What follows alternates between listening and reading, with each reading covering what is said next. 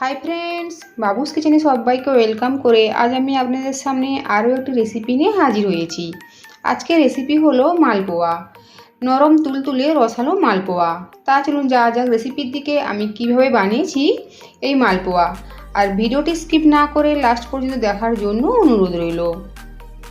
মালপোয়া বানানোর জন্য আমি এখানে 1 কাপ পরিমাণে ময়দা নিয়েছি।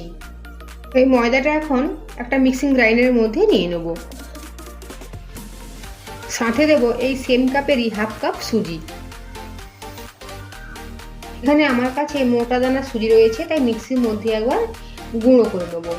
আপনাদের কাছে যদি সরু দানা সুজি থাকে তবে মিক্সিতে গুঁড়ো করার দরকার নেই।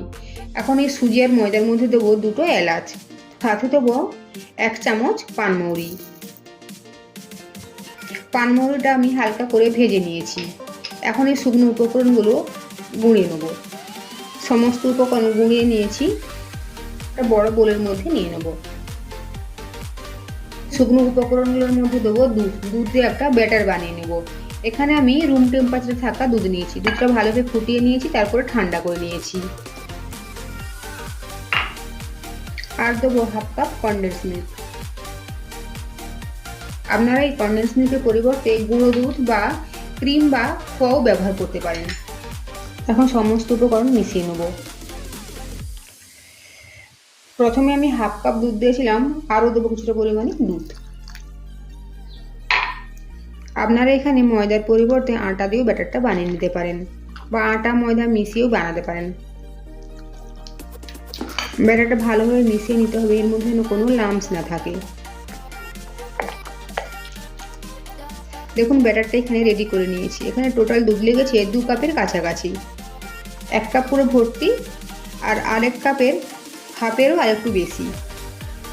যে কাপে আমি ময়দা পরিমাপ করে নিচ্ছি ঠিক সেম কাপেরই 2 কাপের কাছাকাছি দুধ লেগেছে।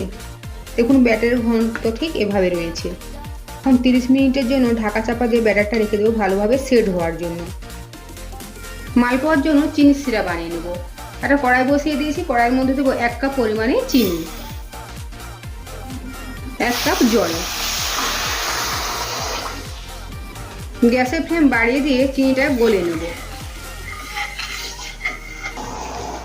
চিনি খুব ভালোভাবে গলে গিয়েছে। এখন গ্যাসের ফ্লেম লো টু মিডিয়ামে রেখে চিনির শিরাটা একটু চটচটে হবে ঠিক সেই অবস্থা পর্যন্ত জাল দিয়ে নেব।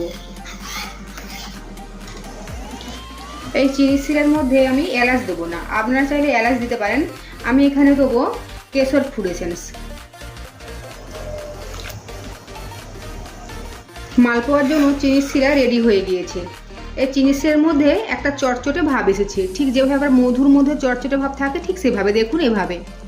এখন আমি কড়াইটা নামিয়ে সাইডে রাখবো। এখন এদিকেও ব্যাটারটা ঠিকঠাকভাবে সেট হয়ে গিয়েছে। ব্যাটারের ঘনত্ব ঠিক এমন হয়েছে।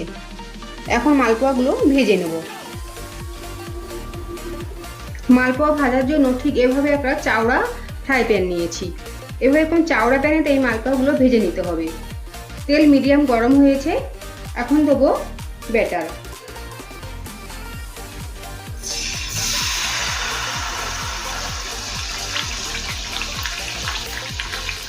আরও একটা সাইডে দিয়ে দেবো।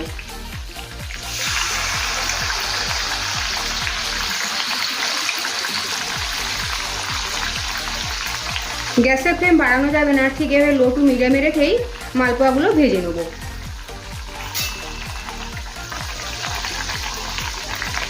এক এক সাইড হালকা গোল্ডেন ব্রাউন করে ভেজে নেব।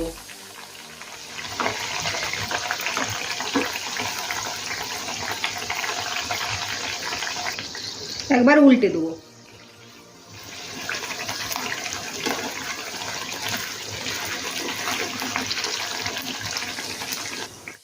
দেখুন দু সাইডটাই এভাবে হালকা গোল্ডেন ব্রাউন করে ভেজে নিয়েছি। এখন তুলে নেব, আর এভাবে একটা খুন্তি দিয়ে চেপে এক্সট্রা তেলটা বের করে নেব। একটা প্লেটের মধ্যে রেখে দেবো ব্যাটার।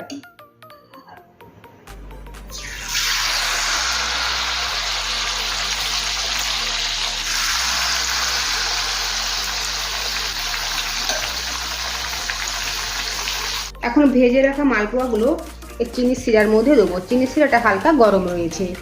2 থেকে 3 মিনিটের জন্য চিনি শিরার মধ্যে ডুবে রাখবো।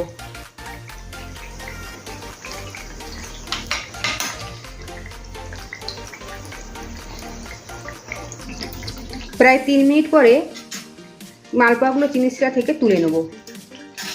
এভাবে একটা ছাঁকনির মধ্যে নিয়েছি, আর ঠিক একইভাবে চাপ দিয়ে এক্সট্রা এই রসটা বের করে দেবো। একটা প্লেটের মধ্যে নিয়ে নেব। অপর সাইডে এই মালপোয়াটাও ভেজে নিয়েছি, এখন তুলে নেব।